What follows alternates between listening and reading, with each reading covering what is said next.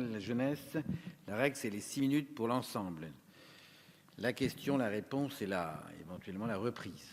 Merci, Monsieur le Président. Monsieur le secrétaire d'État, je souhaitais poser une question à Monsieur le ministre de l'Éducation nationale et lui faire partager un sujet de préoccupation. En tout premier lieu, je souhaite interroger Monsieur le ministre sur la diminution annoncée des dotations horaires des établissements à faible effectif. Une diminution de dotation qui affectera à la rentrée 4 collèges ruraux du département du Cantal. Aussi, j'associe bien évidemment mon collègue Jean-Yves Boni à cette question.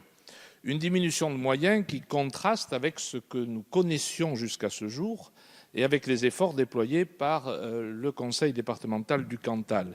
Des efforts de la collectivité départementale, tant en investissement qu'en fonctionnement, qui ont pour objectif affiché de maintenir un maillage de collèges de proximité, d'éviter de trop longs déplacements pour les élèves, en particulier en zone de montagne, et de renforcer, in fine, l'attractivité de ces établissements, dont la présence et le rôle sont indispensables pour mener à bien une politique d'accueil et de reconquête démographique que nous avons engagée. Cette diminution de moyens ne sera pas sans incidence sur l'organisation, mais aussi la qualité des enseignements et sur les conditions d'exercice des enseignants en service partagé de fait sur plusieurs établissements. Aussi, je vous demande de m'assurer que ces établissements disposeront bien à la prochaine rentrée des moyens nécessaires pour leur bon fonctionnement. Je souhaiterais enfin relayer les inquiétudes que suscite auprès des enseignants et des parents d'élèves, ça vient d'être évoqué par mon collègue, la réforme du lycée et plus particulièrement la mise en place des spécialités. La mise en place de ces spécialités pose la question essentielle de l'offre de formation que pourront proposer les lycées des préfectures et sous-préfectures des territoires ruraux, qu'il s'agisse du nombre de spécialités qui pourront être proposées effectivement aux élèves ou encore de son incidence sur la dotation horaire des établissements et par voie de conséquence sur les effectifs des classes de seconde et de tronc commun qui vont mécaniquement augmenter.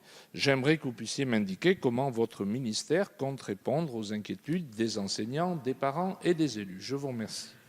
Merci. Monsieur le ministre, vous avez la parole. Merci, Monsieur le Président, Monsieur le député Vincent Descoeur. Votre question permet de poursuivre les échanges qu'on vient d'avoir avec le député Di Filippo, puisqu'on parle toujours de ce même enjeu très fort qui est celui de la présence scolaire dans la ruralité. Et comme vous l'indiquez dans votre question, certains collèges ruraux du département du Cantal enregistrent une baisse très importante d'effectifs. Dans 4 collèges du département du Cantal accueilleront entre 49 et 70 élèves à la rentrée scolaire 2019. Face à cette situation, on ne peut faire qu'une chose, c'est innover. Innover pour garantir une présence scolaire et un accès à la scolarité de qualité pour tous les élèves, puisque évidemment les organisations qui sont arrêtées au niveau national, elles doivent connaître une adaptation spécifique pour des territoires comme le vôtre où il y a une baisse démographique très importante et on veut maintenir un même niveau de qualité. Et c'est ce qu'on fait. On construit une offre pédagogique selon des modalités adaptées et innovantes.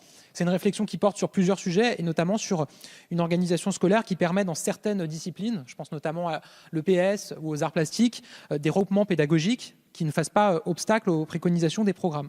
Et par ailleurs, ces projets locaux, on les adosse avec des partenaires culturels, sportifs et associatifs afin de construire une pédagogie active et dynamique, ce qui est compris très positif pour le contenu des enseignements pour les jeunes.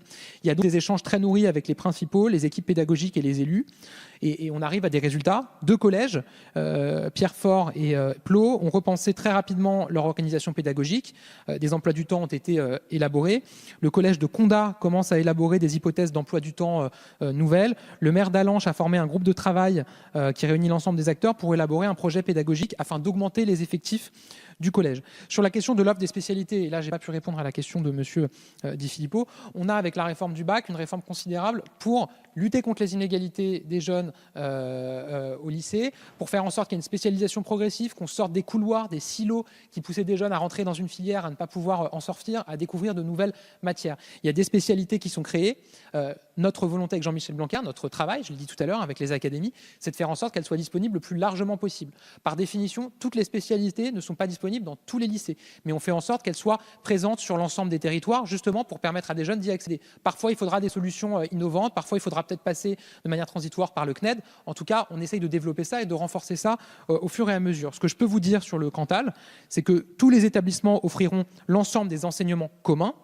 S'agissant des spécialités, 3 d'entre eux offriront les enseignements de spécialité humanité, littérature et philosophie et l'enseignement langue, littérature et culture étrangère. 2 d'entre eux offriront les enseignements de spécialité art, littérature, langue et culture de l'Antiquité et l'enseignement de spécialité numérique et sciences informatiques, dont on sait qu'il est très demandé. Et enfin, l'enseignement de spécialité sciences de l'ingénieur sera présent dans un des 4 établissements. Je crois que ce n'est pas encore arrêté. Je pense que vos échanges récents et à venir avec le recteur permettront de vous rassurer sur l'attention toute particulière qui est portée au développement du Cantal par les services de l'éducation nationale. Encore une fois, il y a une situation spécifique de baisse démographique et en même temps on veut maintenir un niveau de qualité équivalent pour les jeunes et c'est à ça qu'on travaille. Éventuellement réponse, Monsieur Leclerc. Oui, s'agissant des collèges, il s'agit bien sûr d'une problématique de collèges de montagne avec, comme l'a évoqué mon collègue, la question du temps de transport des enfants qui peut parfois excéder 1h30 par jour, ce qui justifie qu'on garde des collèges à petits effectifs. Ces collèges, Monsieur le Ministre, ils innovent déjà avec des sections de jeunes sapeurs-pompiers volontaires, des sections sportives, mais ils ont besoin de moyens. Alors je veux ici saluer les efforts déployés par la directrice des services académiques pour essayer d'apporter des moyens supplémentaires pour qu'ils arrivent à remplir leur mission. Le fait d'ailleurs qu'elle ait ouvert ce dialogue prouve ses besoins étaient que les dotations initiales étaient insuffisantes. Quant aux spécialités, je pense qu'il sera utile à la prochaine rentrée de pouvoir dresser un bilan très précis parce qu'il faut impérativement que les lycées en territoires ruraux proposent une offre suffisante et jugée satisfaisante pour les élèves. Mes chers collègues, nous avons terminé les questions orales sans débat. Prochaine